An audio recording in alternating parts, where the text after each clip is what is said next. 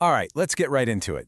Today, we're cracking open the brand new 2025 DORA report to really understand the massive impact AI is having on how we all build software. And let me tell you, the findings, they're probably not what you think. You know, AI is absolutely everywhere now, right? It's just taken over. But the big question, the one we all have, is it actually helping? Is it making our lives easier, our code better, our systems more stable, or is it just more noise? Well, that's the mystery we're going to unravel today. So, where do we start? Well, we start with a paradox. A real head-scratcher, actually. It's this weird contradiction between what the DORA report said last year and what's happening right now, on the ground, in all of our teams. Okay, check this out. On the one hand, the 2024 report, the data was crystal clear. Teams using AI were actually shipping slower, and their systems were less stable. It seemed like a total step backward. But then you fast forward to today, and boom, everybody's using it. It's everywhere. So what gives, right? Why would the whole industry go all in on something that the data, just a year ago, said was making things worse? Okay, so to figure this out, we need to look at the new data, the fresh clues from the 2025 report. This gives us a picture of today's new normal, the new reality of AI and software development. First off, just look at the scale of this. 90%. That's huge. 90% of tech pros are now using AI in their work. We're way past the early adopter phase. This is just how we work now. It's the standard. And here's probably the biggest reason why it's so popular. If you look at this chart, it's pretty telling. More than 80%, 80 of people using AI feel more productive. They just feel like they're getting more done. And that feeling, whether it's a little boost or a massive one, is a super powerful reason to keep using a tool, no matter what the other metrics might be saying. But, and this is important, it's not like everyone is just blindly accepting what the AI spits out. Dig a little deeper, and you see that trust is, well, it's complicated. Almost a third of developers say they have very little or even no trust in the code AI generates. So what does that tell us? It points to this trust but verify approach, right? People are using the tool for sure, but they're still using their own judgment, their own expertise, which is actually a really healthy sign. And this slide. Okay, this right here is the smoking gun. This is the core of the mystery. This year, the data shows that, yes, AI is helping teams ship more code faster. Throughput is up. Great. But, and this is the huge but, it's also still tied to more instability. So we're going faster, but we're also breaking more stuff, and that is the paradox we need to solve. So that brings us to a really critical turning point in this whole thing. A brand new clue.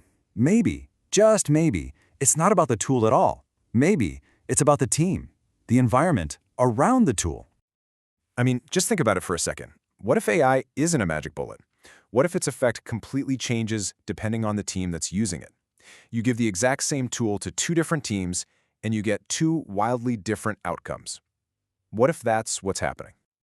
Well, it turns out that's exactly what the research found.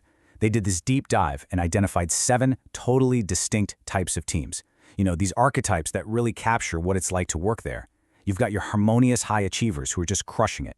And then you've got teams stuck in a legacy bottleneck, drowning in tech debt. Each one has its own unique flavor, its own reality. And what's so fascinating here is how this just completely blows up that old myth. The idea that you have to choose between speed and stability. You don't.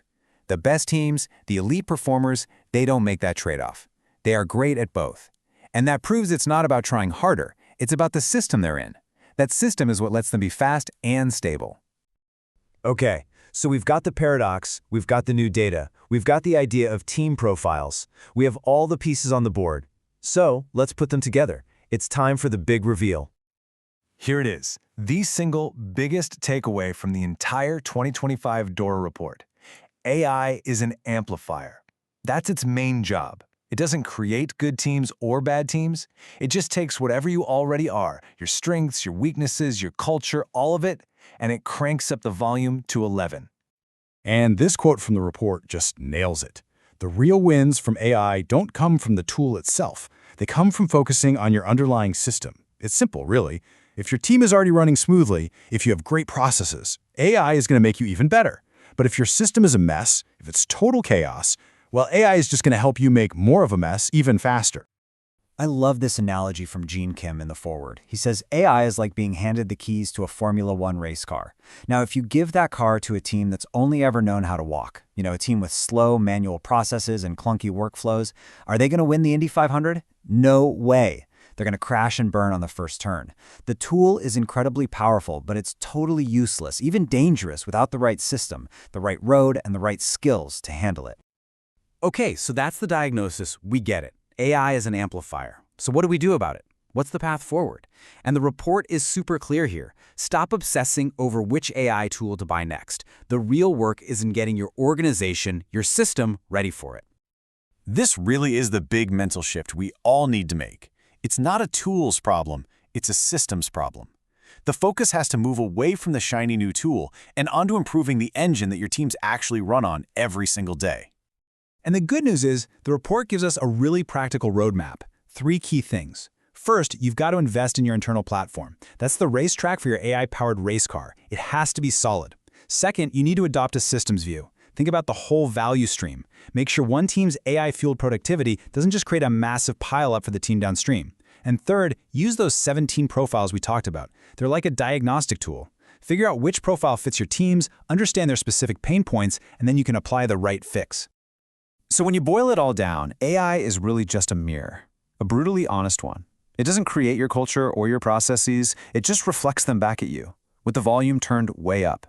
It shows you who you really are as an organization.